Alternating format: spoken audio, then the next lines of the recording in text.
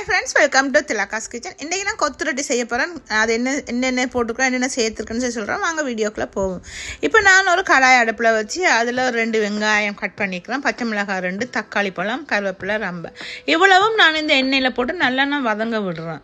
இது நான் காலையில் கொஞ்சம் பரோட்டா மாதிரி நான் செய்தேன். நான் காலை சாப்பாட்டுக்கு அதில் தான் நான் இப்போ இந்த கொத்து ரொட்டி நான் செய்கிறேன்.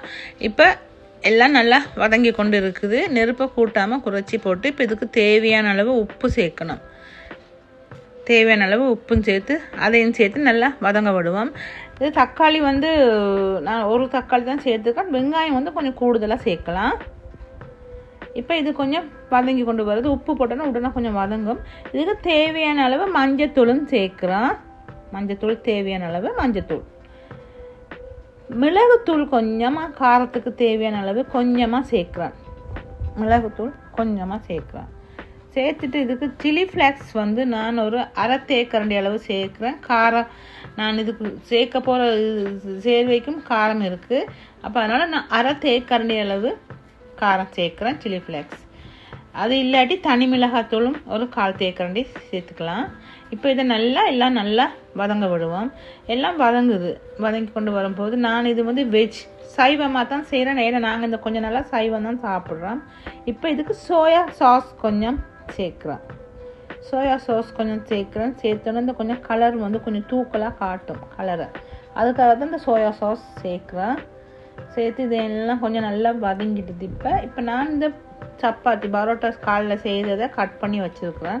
இது ஒரு 2 பேர் நாங்கள் சாப்பிட போகிறோம் இன்றைக்கு காலையில். 2 பேர் இருந்தால் ஒரு 3 பேர் சாப்பிட்லாம்.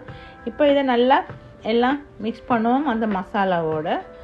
இதுக்கு நான் கொஞ்சம் கிரேவி சேர்க்க போகிறேன். நான் காலையில் சமைச்ச கிரேவிகள் கொஞ்சம் இருக்குது. அது நான் வெஜிடேரியன் கிரேவி தான் நான் செய்தது, சைவ கறிகள் தான்.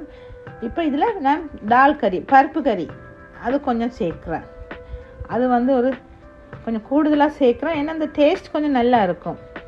இப்போ குழம்பு நான் கத்திரிக்காய் குழம்பு வச்சுருக்கிறேன். அந்த குழம்பையும் கொஞ்சம் சேர்க்குறேன். இப்போ எந்த குழம்பா இருந்தாலும் சேர்த்துக்கலாம். நீங்கள் வெஜிடேரியன் சாப்பிட்றவங்களா வெஜிடேரியன் சேர்க்கலாம், நான்வெஜ் சாப்பிட்றவங்களா தான் நான்வெஜ் குழம்பு சேர்த்துக்கலாம். இப்போ நான் இதெல்லாம் சேர்த்து இது நல்லா இப்போ மிக்ஸ் பண்ணுறேன். நான் நல்லா மிக்ஸ் பண்ணணும். மிக்ஸ் பண்ணும்போது இந்த சாப்பிடும்போது இந்த டேஸ்ட் அவ்வளோ ருசியாக இருக்கும். ஏன்னா நாங்கள் இந்த பருப்பு டால் கறி சேர்த்துருக்குறோம்.